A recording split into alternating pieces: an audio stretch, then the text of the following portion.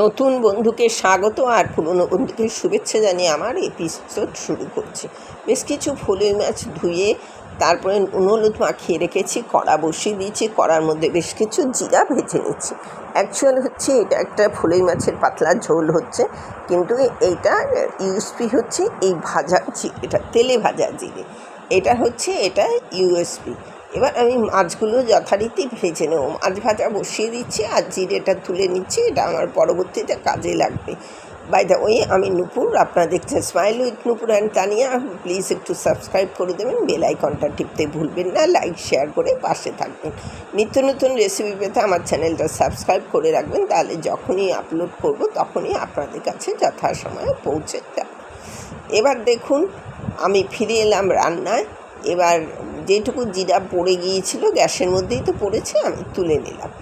এবার আপনার ওই তেলেই আমি মাছটা ভেজে নেব।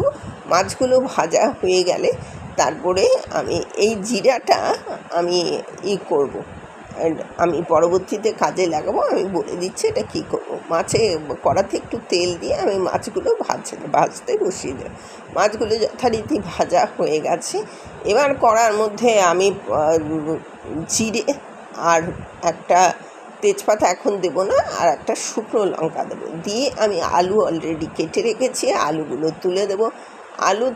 আলুর মধ্যে আমি একটুখানি নুন, হলুদ এটা দেব, আর হচ্ছে তেজপাতাটা এই সময় দিয়ে দেবো। তেজপাতা এই সময় দেওয়ার অর্থটা হলো তেজপাতাটা পুড়ে যাবে না, আর যার ফলে কী হবে, তেজপাতার যে আসল যে গন্ধটা সেটা ওর মধ্যে ঢুকে যাবে।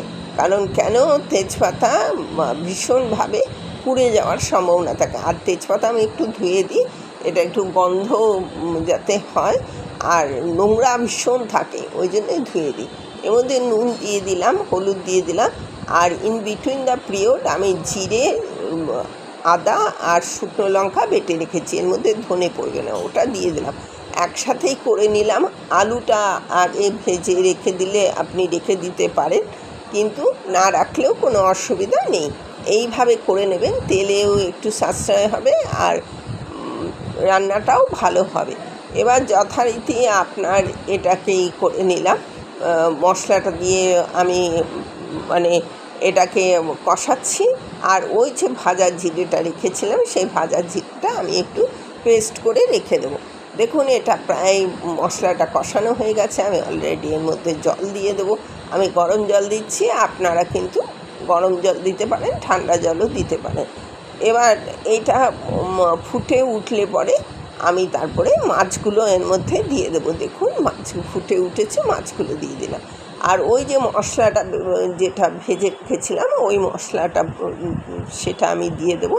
আর আমি হোমমেড আর কি, যেটা এলাচ লবঙ্গ দারচিনি বেটে যে গরম মশলা করা হয় সেটা আমি করে রেখেছি, সেটা আমি এর মধ্যে দিয়ে দেবো। রেডি হয়ে যাবে। এখন প্রায় হয়ে গেল, রেডি টু সার্ভ। এতক্ষণ আমার সাথে থাকার জন্য রেডি টু সার্ভ। এতক্ষণ আমার সাথে থাকার জন্য অশেষ ধন্যবাদ। পরবর্তীতে দেখা হচ্ছে যে কোনো এপিসোডে যে কোনো রেসিপি নিয়ে। এই রকম পাতলা ঝোল গরমের দিনে এটা খান, নিজে এনজয় করেন, অপরকে এনজয় করান, অত্যন্ত সুস্বাদু হয়। এবং সর্ষে বাটার একরকম স্বাদ, এইটার কিন্তু আরেক রকম স্বাদ। এই রেসিপিটা এত ভালো হয়, আমি একদম 100% গ্যারান্টি দিচ্ছি। ফলুই মাছ যারা প্রিয় তারা কিন্তু এইভাবে ঝোলটা করে খেয়ে দেখবেন কেমন লাগে। আজ তাহলে আসছি, পরবর্তীতে দেখা হচ্ছে যে কোনো এপিসোডে যে কোনো রেসিপি নিয়ে। নিত্য নতুন রেসিপি পেতে পাশে থাকুন। টাটা, সুস্থ থাকুন, ভালো থাকুন।